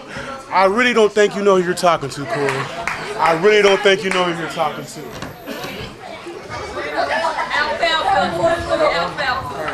Get him, Rick. Rick. Get him, Rick.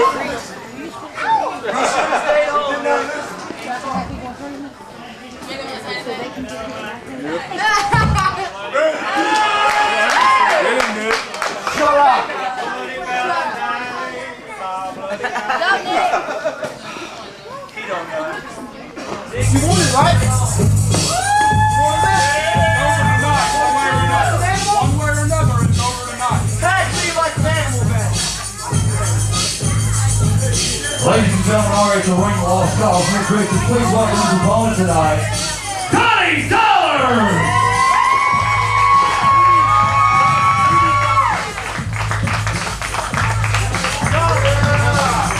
Once again, this is Guerrero at 5-3. You want to stay out of the way of this one out of the way, please.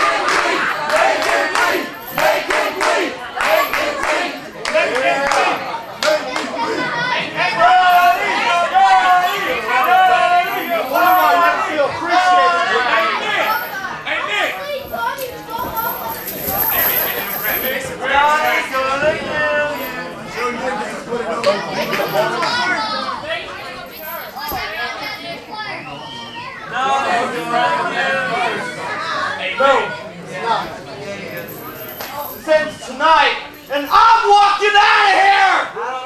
Not him!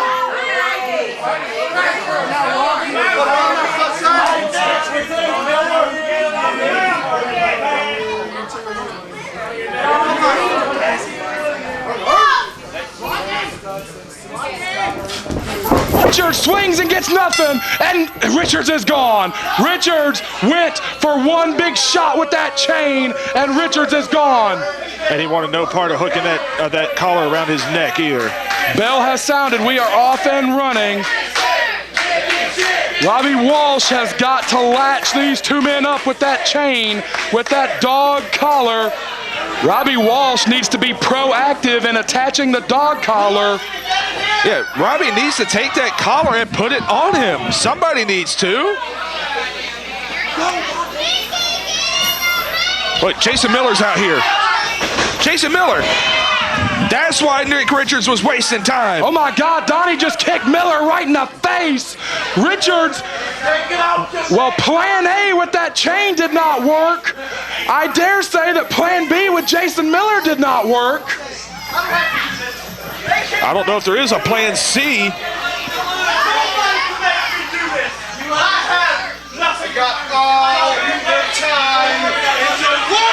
$90 said he had all his... Where are you going? Oh God.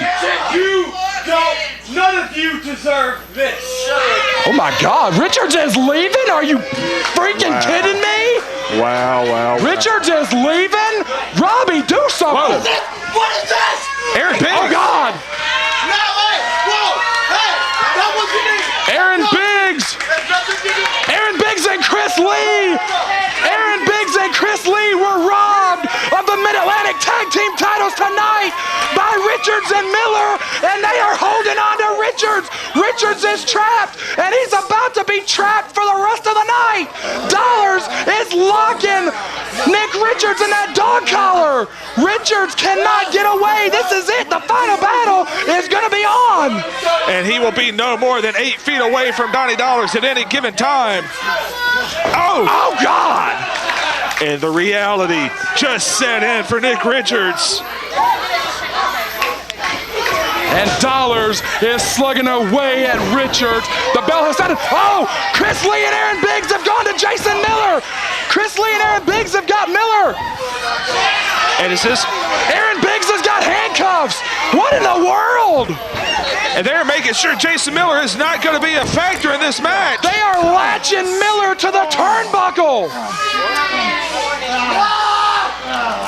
The sins of Nick Richards and Jason Miller are finally coming back to haunt them tonight. Jason Miller is latched to that turnbuckle. And you know what they say, you reap what you sow. Well, will that be the theme of the night? Will they, in fact, reap what they sow? Chris Lee and Aaron Biggs, dare I say that Donnie Dollars had a plan B. He definitely had a backup plan, if nothing else, and he's finally got exactly what he wanted all this time. Richards all to himself. Well, these two men are latched at this dog collar chain. And Brad, I had an opportunity to speak with both guys while I took a break from that last match. And their responses were very short and concise. Richards said directly, F Donnie, I hope he dies. Jeez almighty. And Donnie told me very simply, I'm ready for blood, I am dressed for blood. I looked at his pants, he's got on old raggedy pants. Uh-oh. Woo, with that chain. Neither guy was in the talking mood, to say the least. A chain across the back of Nick Richards. All the history between these two men on March the 30th at Madness in Any Direction. Richards turned his back on Donnie, destroyed the team. They had been together for years and years. And ever since then, these two have been at war, but to your point, they have never been one-on-one before. No, he's gonna hang him up. He's always had Jason Miller. In Steel Cage Warfare, it was 4-on-4 at Ultimate Survivor. And he was kind of denied that satisfaction. Manny De Niro kind of stole the pin from him in that match. At Battlecade, it was a three-way dance between the three of them, and Manny De Niro left CWF Mid-Atlantic a winner. So now, for the first time in a long, long time, these two are in a situation where Richards has literally nowhere to run and no way to hide. And right now you're seeing kind of the uniqueness of a dog collar chain match. He's got the chain. Oh, good Lord. When was the last time we saw Donnie Dollars take a risk like that? Coming off the second rope. Man, Donnie never flies. But you saw he threw Richards over the top initially. He had to go back over the top himself. You know, a lot of physics in play with a dog collar chain match. I believe it's about 12 or 15 feet of chain between the two of them. And I got a good feel for it back there. That is a good 10 to 15 pound chain as well. Oh! That is meant to hold back a large dog like a Rottweiler. Richards said, if you treat me like an animal, I will behave like an animal. Both of these two have pretty much guaranteed violent acts will be committed by violent people here tonight. And there's the smoking gun right there, that steel chair. In the gut. The weapon that caused all this mess.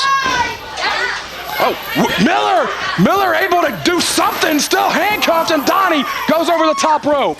And you gotta be careful, if you get dumped like that, you can get choked out in a hurry. Just like this, oh God. Oh, good Lord. Donnie Dollars will get, and right there, Jason Miller is assisting.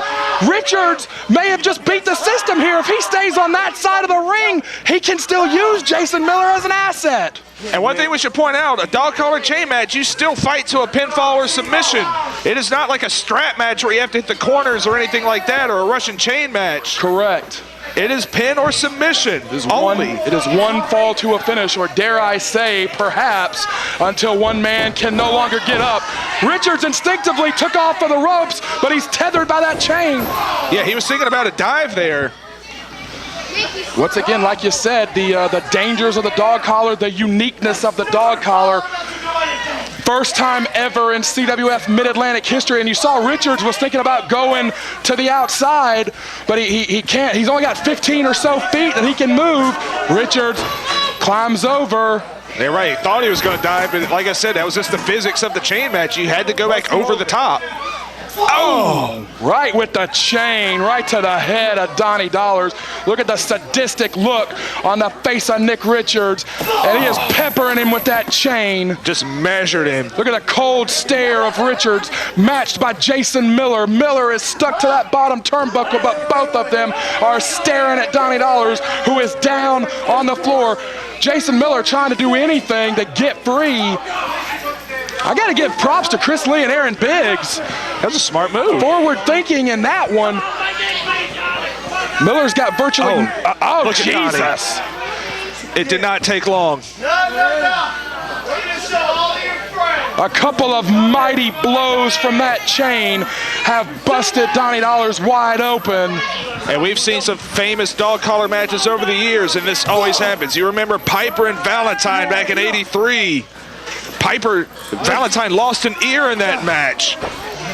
These two so violent. They have been through so many street fights, anything goes matches. You know, when they were a team, it was practically the calling card of the team that we had all these crazy violent matches. You could always count on us to do something crazy. We beat people with car hoods and kitchen sinks. But this one could very easily be the most brutal match that either one of these guys have ever been involved in, because in all the years that I managed Nick Richards and Donnie Dollars as a tag team, I never felt the hatred in the hearts of either one of these guys like I have felt in the last 10 months. Truly, neither one of these guys is the same person that they were a year ago. And the word that keeps popping in my head whenever I think of this situation is unfortunate. It is just really unfortunate that two guys that were like brothers are now at a base, subhuman-like level, like animals tearing each other apart. Animalistic is a good word. Oh, the chain! Oh, God. The chain is being graded right over that gash on Donnie Dollars' head. Oh! And it's something we haven't touched on a lot, but if you recall, it was Donnie Dollars. He was the vote that got Nick Richards in Fatback in the first place. And it seems fitting that these two are the last men standing of Fatback. Good Lord, that feels like a lifetime ago. I've been up and down the road with these guys, so many miles, so many nights. Do you think Donnie ever regrets that decision? You were never what I was. Oh, God. Kicked him right in the sternum. Richards, I believe, implying that Donnie is not a fighter. Donnie's not a survivor. Ah, he's biting a gash on his face. Oh, God. That's a little gruesome. What a disgusting guy. We did carry a parental advisory on this match. All signs pointed to it being the most brutal match in CWF history. Man, we even took the precaution of changing out the mat because we knew we would have to throw this canvas away after this match with all the blood. Yeah, this is one of the training canvases that we have here for our wrestling school, the Mid-Atlantic Dojo. It is not a live event canvas that we typically use, but to your point, as you were making, the staff here at CWF Mid-Atlantic felt very strongly that there was a good chance that this canvas could get destroyed or look like a deer had been gutted on it by the time this match was over. Man, it's going to be contaminated beyond belief. Well, Richard's blood is pretty contaminated. I wasn't going to go there trying to keep this pretty serious, but DD is very serious, Scott. It definitely is. And fans scattering again. And we're back outside the ring. Now, this is not Falls Count Anywhere. There's an eerie feeling. What is Richards doing? He's got a chair. Oh, right on that, right pretty much in that exact same spot.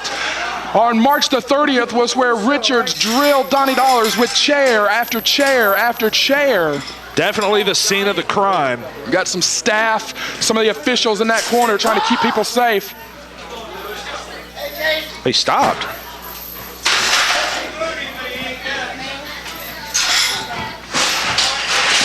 Trying to get a look. What is Nick doing? Oh, it's the extra chairs here at the building. He's making a pile of chairs. I think Richards, out of the corner of his eye, caught the extra chairs here at the building. They're honest. What is Brad Studs is, and Richards is piling up chairs. What the hell is he doing? Richards making a pile on top of Donnie Dollars. There's no going back for Nick Richards now. This kid has lost absolutely every bit of sanity he had. 2, 4, 6, 8, 10, 12, maybe, gosh, something like 14 chairs that he is burying under Donnie Dollars, or burying Donnie Dollars underneath. Like you said, we always have extra chairs. This is a case we have larger capacity than expected, but oh no. It's going to be the cactus elbow. Don't shoot, stairs, you champion CWF after this. This is all for me. Oh, God! Flying elbow off the apron onto 14 or 16 steel chairs with Donnie Dollars buried underneath the rubble. And you know what? I overheard Nick earlier today. He said, if I'm going down, I'm taking Donnie with me. It looks like Nick is very prepared to take himself out to take out Donnie Dollars. Richards, the lost cause. He's pretty much got nothing to live for. Wait. Oh, man. And Donnie, just a surge of adrenaline there. Hold on. Super shredder-like from Donnie Dollars, picking himself up off the floor. But he has not been able to mount any kind of offense for a good 10 minutes, it seems. Kicked him right in the guts. But sometimes defense is a good offense, as we saw right there. Oh, right in the post. This thing is as ugly as we knew it would be. That pole don't sell a thing, man. And now Donnie. Will he draw blood from Nick Richards? I get the feeling that's all he wants. With the chain right in the face. And I heard Jason Miller begging Nick Richards, block the punch, block it, look out. Well, Miller can do nothing but watch. Oh, and I was watching Grant Sawyer, a cameraman, it got blood all over him too. Ugh. Oh, God. He's a family man. Oh! Miller is still screaming for a key to the cuffs. I can't tell. I mean, is Nick getting cash too? Dollars is pounding away at the face of Nick Richards. Richards down. Yes. Yeah. Oh, Richards is gashed. I thought he was. That's the way he was staggering around. Looks like right above his left eye. And this is not the first time we've seen Nick Richards get busted wide up. Holy crap! Holy! Oh man, God. This thing is getting a little too ugly. Oh God. Heads up! He's just got him up against the post. Oh God! Oh Jesus! Nick just saved his own life. Richards. Oh God! Oh! Oh God! Richards can only get 15 feet away from him at any time. We knew it would be gruesome. We knew that it would be graphic. And we got terrified fans. They're trying to get behind me over here. I'm not saving you. Photographer Nikki, I'll protect you if I need to.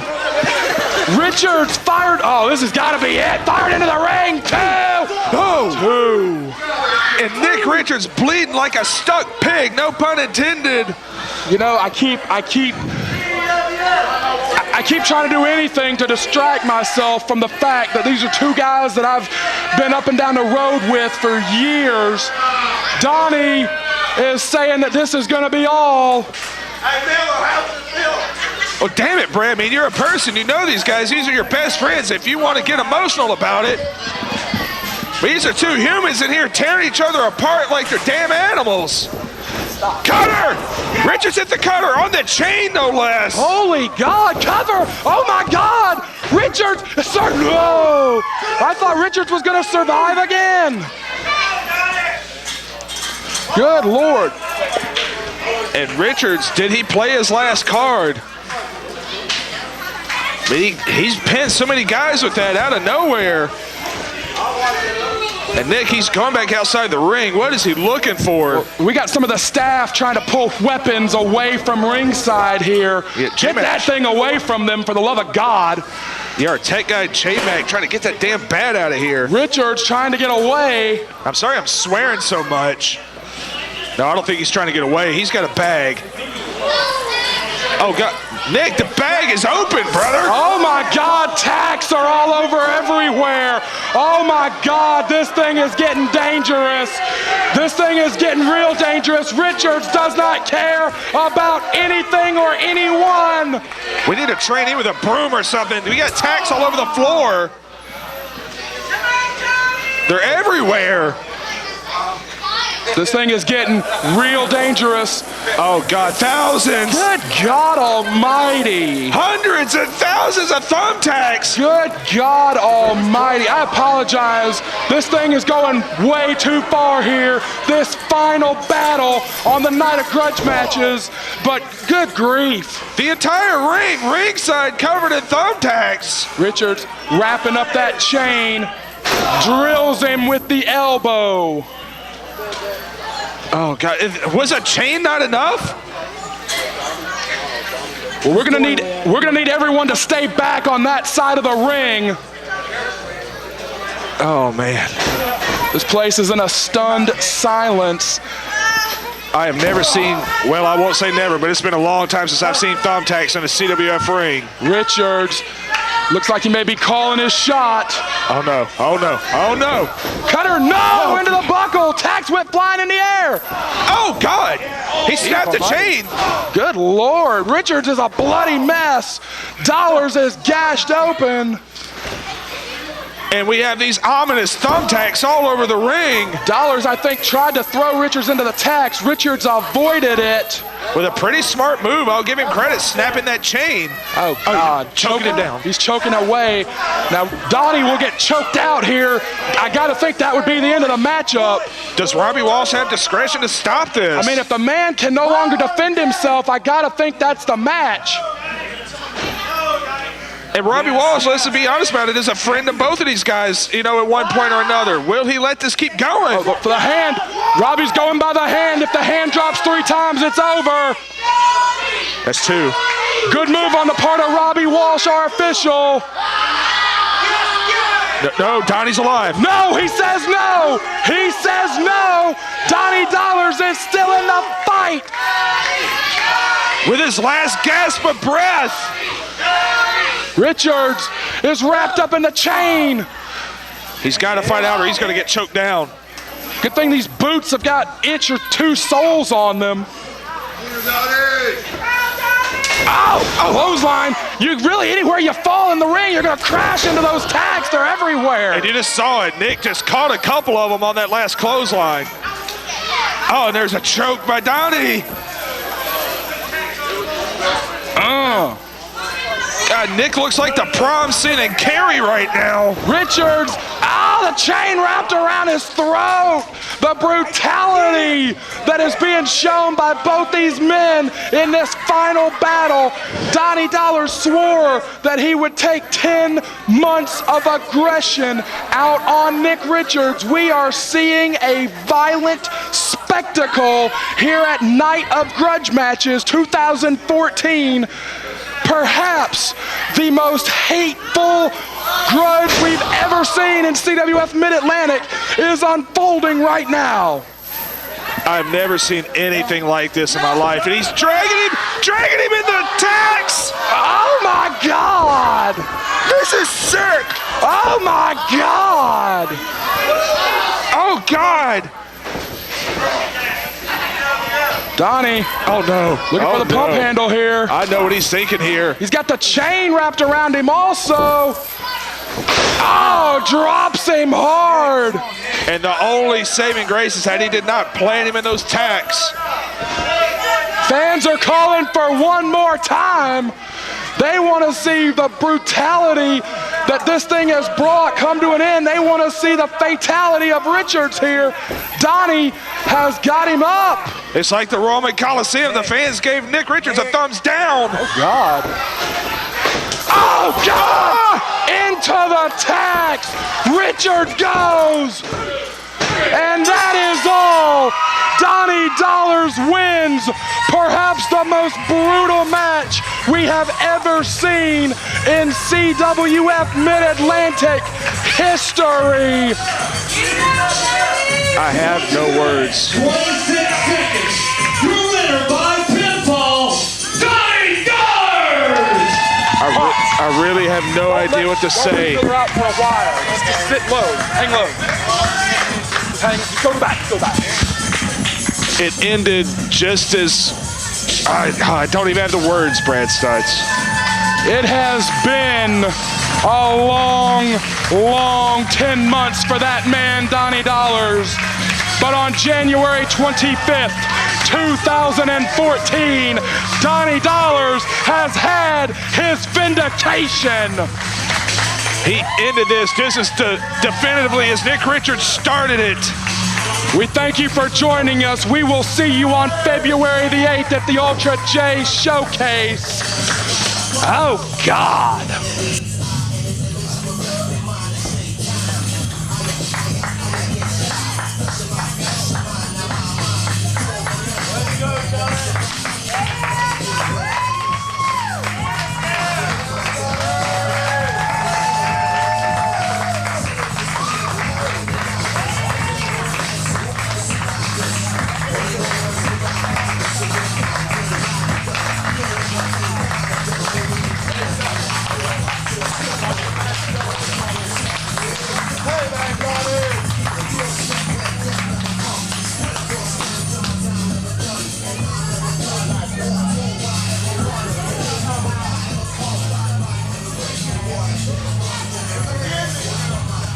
Uncuff me, see what happens.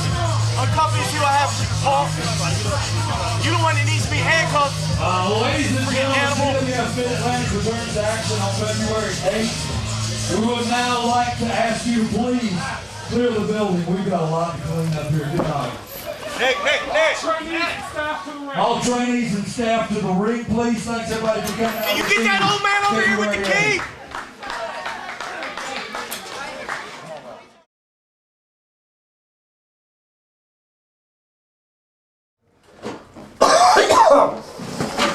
Nope, not happening. There is not many people on this planet that can look how I look and be proud of it. And every day that I lived before this one, I was. Because I know deep down in my heart that I will never be the best in the world. I can't do a moonsault, and I barely know how to get in a cravat. But one thing that I had was the claim to legitimacy that I am nothing but raw violence. And tonight, somebody took that from me. I will be back in this building, and when I am, that will never happen again. I don't care who it is. I don't care who you think you are. But me, I'm the epitome of violence in this joint. And if I don't own any other name, if I'm not known for anything else in this company, it will be that.